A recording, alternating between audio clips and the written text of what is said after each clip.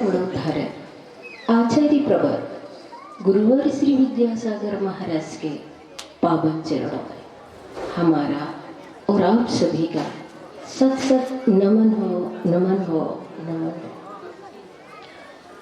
सुमंत भद्र आचार्य ने रत्नकर्ण श्रवकाचार्य ने बताया, ज्ञानाम पूजा कुलम जाति वर्ण वृद्धि तपो बपु अष्टावासित मानित्यम स्मय माहुर गतस्मय। 8 प्रकार के मद हुआ करते हैं। ज्ञान का मद, प्रतिष्ठा पूजा का मद, बल का मद, जाति का मद, कुल का मद, रूप का मद, रिद्धि का मद, तप का मद। इस प्रकार से 8 प्रकार के मद होते हैं। अहंकार होते हैं। अहंकार जीवन की मूलभूत समस्या है और उस समर्पण जीवन का मूलभूत समाधान है। अहम अस्मि, मैं हूं। आई एम समथिंग, मैं भी कुछ हूं। ये जो भाव है यही अहंकार है और यही संसार कहलाता है। अहंकारी अंधा होता है। अहंकार की आंखें होती हैं लेकिन वह देख नहीं सकता। चल तो सकता है पर अहंकारियों की आंखें होते हुए भी उनकी स्थिति अंधों जैसी होती है। उन्हें कुछ भी नहीं दिखाई देता।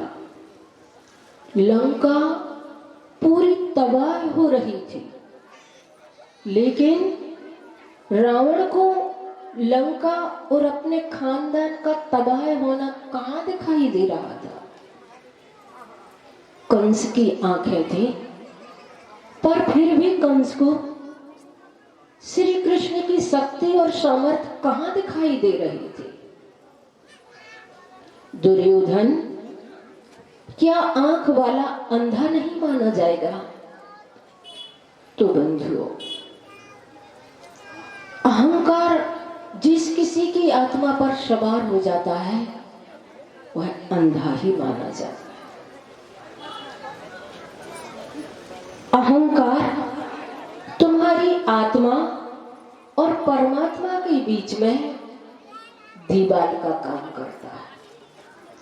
आज जो भी तुम्हारे दाम्पत्य जीवन में, पारिवारिक जीवन में, सामाजिक जीवन में टकराव है, संघर्ष है, मनोमालिन्य है, मन मुटाव है, उसका मूल कारण अहंकार है। अगर पत्नी पति के प्रति और पति पत्नी के प्रति, पिता पुत्र के प्रति और पुत्र पिता के प्रति, शिष्य गुरु के प्रति और गुरु शिष्य के प्रति समर्पण और सहयोग का रुख अपनाए तो जीवन में व्याप्त समस्त विसंगतियां एक बारगी समाप्त हो सकती है। समर्पण में जो सुख है वो अहंकार में हो ही नहीं सकता है, अकड़ में हो ही नहीं सकता है।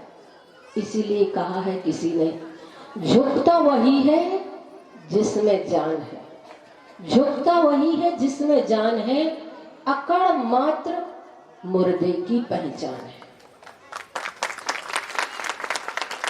बंधुओं, आप लोगों ने कभी ख्याल कि में सुख के लम्हे तो हवा की चाल की तरह गुजर जाते हैं, मगर गम तो जैसे आकर के ठहर गया हो।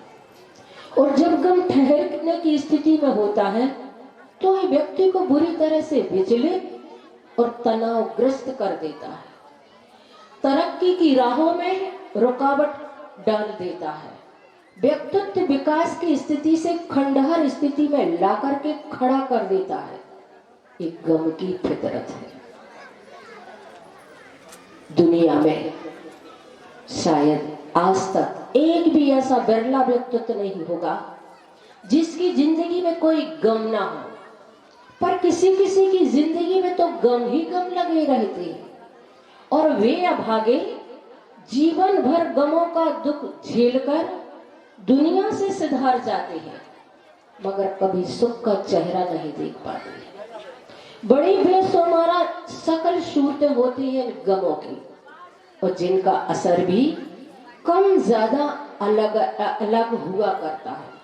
हमारी जिंदगी में खुशी की लहर, सुख के झोंकों के साथ गमों का ओढ़ना बिछाना भी लगा रहता है। मैंने पढ़ा, जिंदगी में सबसे बड़ा गम वृद्ध कांधों पर जवान बेटे का जनाजा। और अगर कभी बुढ़ापे में सपूत कपूत निकल जाए तो जीवन भर आंखों के सामने अंधेरा छा जाता है। बचपन में माँ बाप से जुदाई के गम, शरीर की हयात के दुख दर्द, अपनों की तकलीफें, कारोबार में नुकसान, रिश्तों में खटपट, तनाव, खिंचाव, धोखा, बेवफाई के गम जिंदगी से हमेशा के लिए मुस्कानों को छीन लिया करते। इसलिए शेख शादी ने कहा है कि वह गम बहुत अच्छा है जिसके बाद हमें जो खुशी मिलेगी उसका तो हम अंदाजा भी नहीं लगा पाएंगे कि इसमें कितनी राहत है। हर व्यक्ति की जिंदगी में हजारों लोग मिलते और बिछड़ते हैं, पर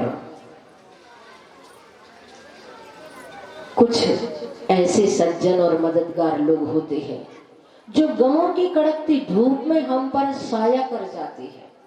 ऐसे फरिश्तों की संक्षिप्त मुलाकात एक लंबी याद बन करके रह जाती है। बाकी तो दुनिया का अनुभव यही है कि अपने जख्म उन्हें मत दिखाओ जिनके पास मलहम नहीं है। वो तुम्हारे जख्मों को ठीक करने की बजाय गहरा और कर देते। वो खुदगर्ज लोग तुम्हारे जख्मों पर मलहम लगाने की बजाय नमक मिर्च और छिड़क देंगे, तो तुम जीवन भर दर दर दिखाते रहोगे और दुखी होते रहोगे। जिंदगी की राहों में रंजो गम के रेले हैं, भीड़ है कयामत की और हम अकेले हैं।